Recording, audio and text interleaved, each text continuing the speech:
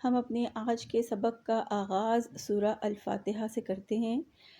فاتحہ کا مطلب ہے آغاز کرنا، ابتدا کرنا، فاتحہ کھولنا یا افتتاح کرنا۔ سورہ الفاتحہ کے اور بھی نام ہیں، جیسے ام القرآن، ام الکتاب، الشفا، الرقیہ اور سبع مثانی، یعنی 7 بار بار دہرائی جانے والی آیات۔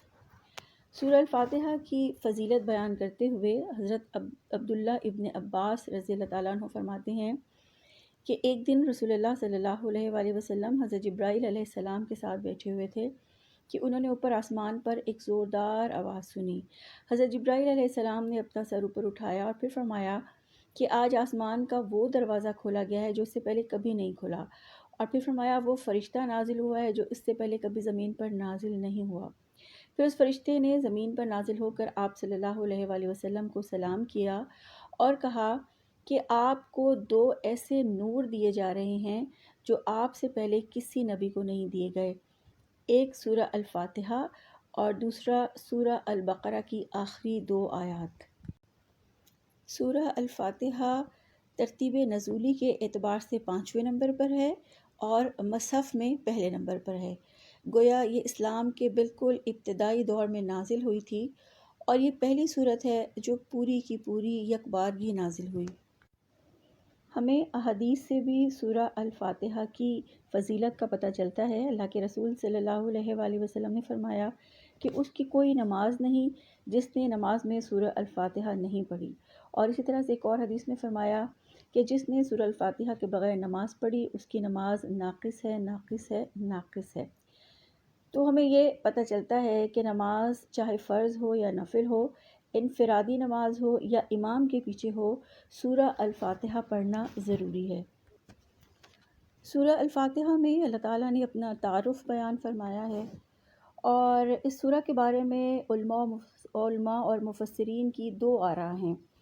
ایک رائے تو یہ ہے کہ یہ ایک دعا ہے جو اللہ تعالیٰ نے اپنے بندوں کو سکھائی ہے کہ اس انداز سے اللہ سے ہدایت طلب کریں، اور باقی سارا قرآن اس دعا کا جواب ہے۔ جبکہ دوسری رائے یہ ہے کہ چونکہ رسول اللہ صلی اللہ علیہ وآلہ وسلم نے اس سورہ کا نام ام الکتاب اور ام القرآن بھی فرمایا ہے، تو جس کا مفہوم یہ ہے کہ یہ سورہ پورے قرآن کے جو مضامین ہیں ان کا خلاصہ ہے۔ سورہ الفاتحہ کا آغاز بسم اللہ الرحمن الرحیم سے ہے۔ کچھ علماء بسم اللہ الرحمن الرحیم کو سورہ الفاتحہ کا جز یعنی کہ آیت قرار دیتے ہیں، اور کچھ علماء اس سے متفق نہیں ہیں۔ لیکن اگر ہم سورہ الفاتحہ کے نام 7 مثانی یعنی 7 بار بار دہرائی جانے والی آیات کو دیکھیں تو بسم اللہ الرحمن الرحیم سورہ الفاتحہ کی آیت نمبر 1 شمار ہوتی ہے۔ بسم اللہ الرحمن الرحیم کا ترجمہ دیکھتے ہیں۔ سات اسمی نام کے، اللہ کے، یعنی اللہ کے نام کے ساتھ، الرحمن جو وسیع رحمت والا ہے، اور الرحیم نہایت رحم کرنے والا ہے۔ تو بامحاورہ ترجمہ بنا شروع اللہ تعالیٰ کے نام سے جو وسیع رحمت والا اور نہایت رحم کرنے والا ہے۔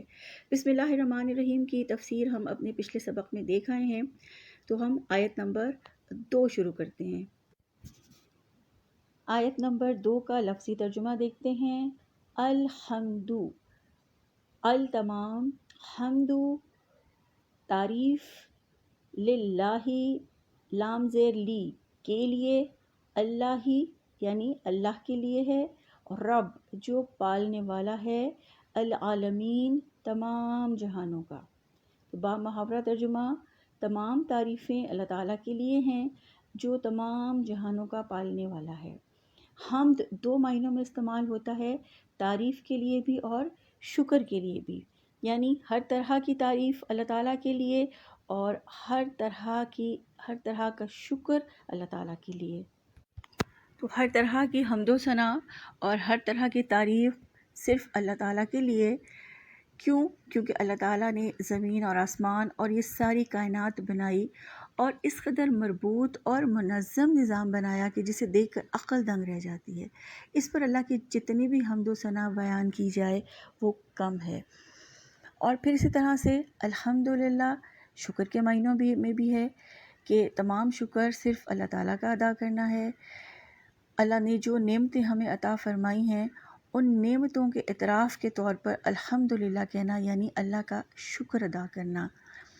یعنی اللہ تعالیٰ نے انسان کو احسن تقویم پر پیدا کیا، اس کو صحت، رزق اور جو نعمتوں سے مالا مال فرمایا، اس پر اللہ کا شکر ادا کرنا اللہ تعالیٰ کو پسند ہے۔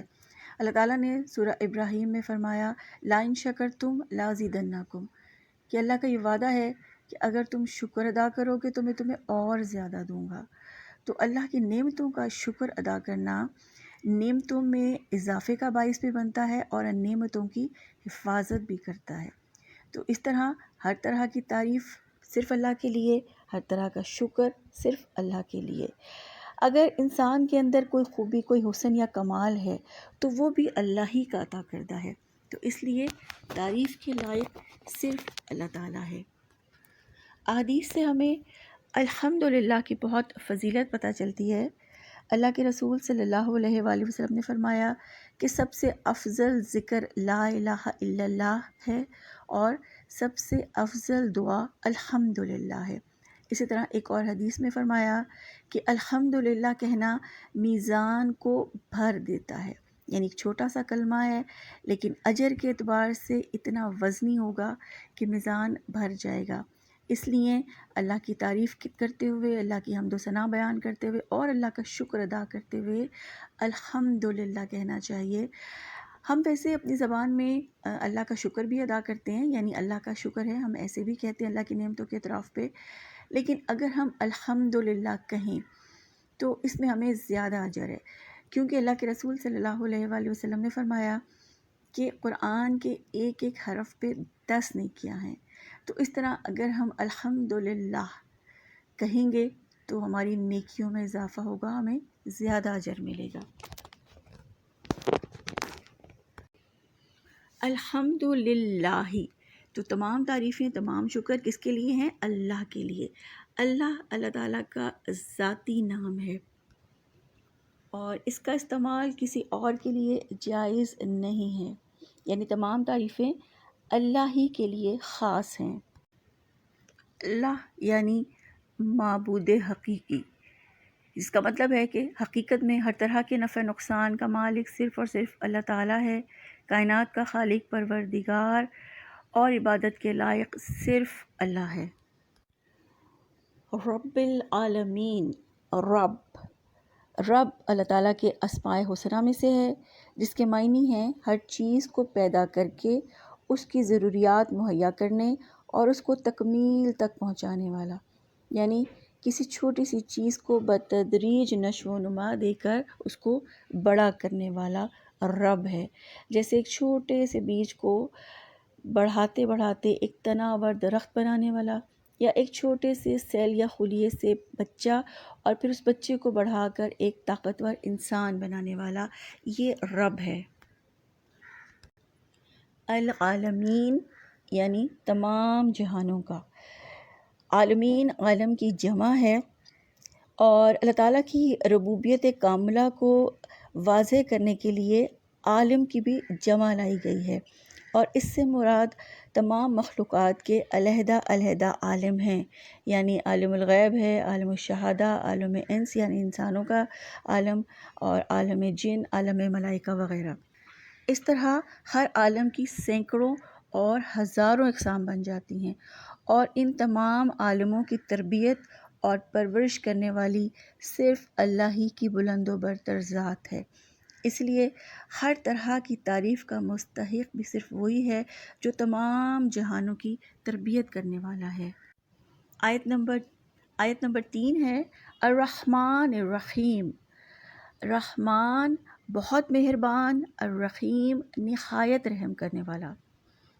الرحمن شدت سے رحم کرنے والا، ہنگامی حالت میں شدت کے ساتھ رحم کرنے والا، اور الرحیم مسلسل رحم کرنے والا۔ اور علماء اس کے بارے میں بیان کرتے ہیں کہ اللہ تعالیٰ رحمان جو ہے وہ دنیا میں ہے، یعنی دنیا میں اللہ کی جو رحمت ہے وہ سب کے لیے عام ہے، خواہ کافر ہو مومن ہو، وہ سب اللہ کی رحمت سے فیض پا رہے ہیں۔ اور رحیم اللہ تعالیٰ آخرت میں ہوگا صرف مومنین کے لیے۔ الرحمن الرحیم، اللہ تعالیٰ کی یہ دو صفات جو یہاں بیان ہوئی ہیں، اس کا مقصد کیا ہے؟ علماء کہتے ہیں کہ ان صفات کو یہاں لانے کا مقصد، یعنی جیسے بسم اللہ الرحمن الرحیم میں بھی اللہ نے اپنی یہ دو صفات بیان کی، پھر سورہ الفاتحہ میں بھی ان کو بیان کیا، تو ان کو دوبارہ یہاں لانے کا مقصد صرف اس بات کا اظہار ہے کہ تمام جہانوں کی ربوبیت عامہ کے تقاضے صرف اسی صورت میں پورے ہو سکتے ہیں جب ان عالمین کا پروردگار رحمان بھی ہو اور رحیم بھی ہو۔ یعنی اگر اللہ تعالیٰ رحمان اور رحیم نہ ہوتا تو یہ دنیا کبھی آباد نہیں رہ سکتی تھی، بلکہ کب کی فنا ہو چکی ہوتی۔ اسی طرح اللہ کے رسول صلی اللہ علیہ وآلہ وسلم نے فرمایا کہ جب اللہ تعالیٰ نے یہ دنیا بنائی تو اپنے پاس لوح محفوظ میں یہ لکھ لیا کہ میری رحمت میرے غضب پر حاوی رہے گی۔ اسی طرح ایک اور حدیث میں حضرت ابو ہریرہ رضی اللہ تعالیٰ عنہ بیان کرتے ہیں کہ رسول اللہ صلی اللہ علیہ وآلہ وسلم نے فرمایا کہ اللہ سبحانہ و تعالیٰ کے لیے 100 رحمتیں ہیں، جن میں سے دنیا میں اللہ نے رحمت کا صرف ایک حصہ اتارا ہے، اور اسی ایک حصے کی وجہ سے دنیا والے ایک دوسرے سے باہمی الفت اور محبت رکھتے ہیں۔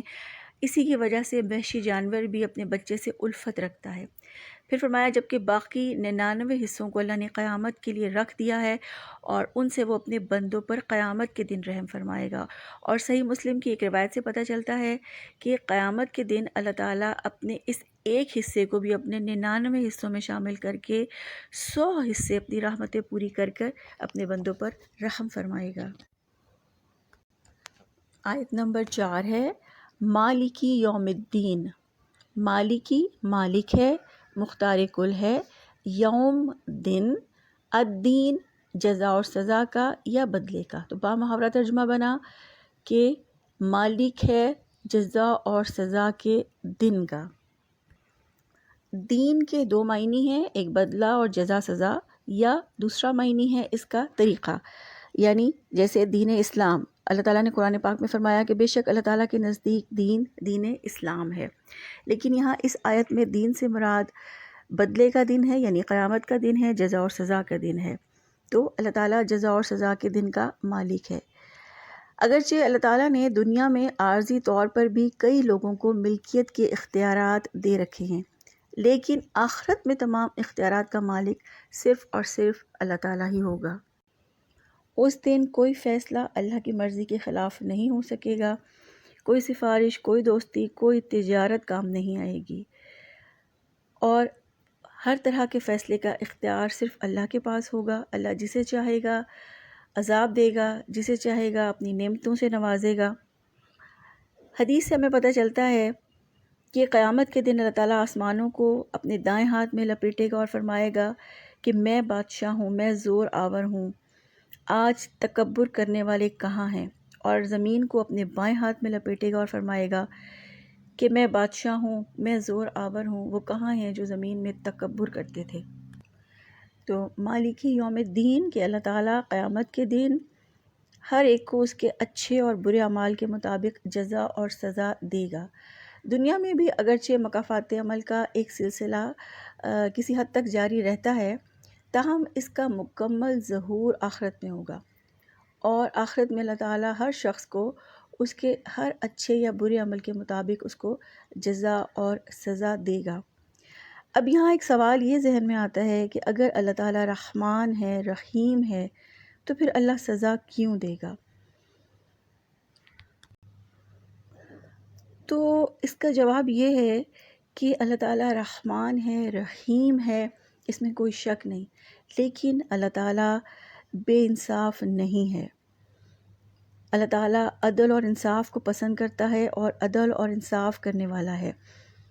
تو جن لوگوں نے برے اعمال کیے، جنہوں نے گناہ کی، زیادتی کی، ظلم کیا، تو دنیا میں ان کی ان زیادتیوں کا، ان کے گناہوں کا پورا بدلہ، یعنی پوری سزا دینا ممکن نہیں ہے۔ اسی لیے اللہ تعالیٰ آخرت میں ان کے برے اعمال کی سزا دے گا، ان کو دوزخ کی آگ ان کا ٹھکانہ ہوگی۔ اور اسی طرح اللہ تعالیٰ قدردان ہے، اللہ نیکیوں کی قدر کرتا ہے۔ تو جنہوں نے جو ایمان لائے، جنہوں نے عمل صالح کیے اور نیکیوں بھری زندگی گزاری، تو اللہ تعالیٰ قدردان ہے، اللہ ان کی نیکیوں کے صلے کے طور پر ان کو جنت کا وارث بنائے گا۔ آج کی سبق کا خلاصہ کہ ہر کام کے آغاز میں بسم اللہ الرحمن الرحیم پڑھنا ہے تاکہ اس کام میں اللہ کی مدد، اللہ کی رضا اور خوشنودی اور برکت شامل ہو جائے، اور کام کے اختتام پر الحمدللہ، یعنی اللہ کی نعمتوں کے طور پر اور اللہ کی حمد و ثنا کے طور پر تو الحمدللہ کہنا ہے، کاموں کے اختتام پر بھی الحمدللہ کہنے کی عادت ڈالنی ہے انشاءاللہ۔ اللہ کی رحمتوں کو محسوس کرنا ہے کیونکہ اللہ رحمان ہے، رحیم ہے اور مالک یوم الدین ہے۔ یہ سوچ شعوری طور پر یہ سوچ رکھتے ہوئے گناہوں سے بچنا ہے اور زیادہ سے زیادہ نیکیاں کرنی ہیں، نیکیوں کے لیے رغبت رکھنی ہے، اس سوچ کے ساتھ کہ مالک یوم الدین قیامت کے دن مجھے میری نیکیوں کے طور پر، میری نیکیوں کے صلے کے طور پر مجھے نعمتوں سے نوازے گا، یا اگر میں گناہ کروں گی تو میرے گناہوں کی سزا کے طور پر دوزخ کی آگ ہوگی۔ تو یہ سوچ کے شعوری طور پر گناہوں سے بچنا ہے اور نیکیاں کرنی ہیں، اور نیک اعمال کی توفیق بھی اللہ سے مانگنی ہے، کیونکہ ہم کوئی کام بھی کر نہیں سکتے اللہ کی توفیق، اللہ کی رضا کے بغیر، تو اس لیے نیکیوں کی توفیق بھی اللہ سے مانگنی ہے، اس قرآن پہ ثابت قدم رہنے کی توفیق بھی اللہ سے مانگنی ہے، قرآن کا صحیح فہم کی توفیق بھی اللہ سے مانگنی ہے۔ اللہ سے دعا ہے اللہ تعالی ہمیں اس پاک کلام کا سچا اور صحیح فہم عطا فرمائے۔ سبحانک اللہم و بحمدک، نشہد ان لا الہ الا انت، نستغفرک و نتوب الیک۔ السلام علیکم ورحمۃ اللہ وبرکاتہ۔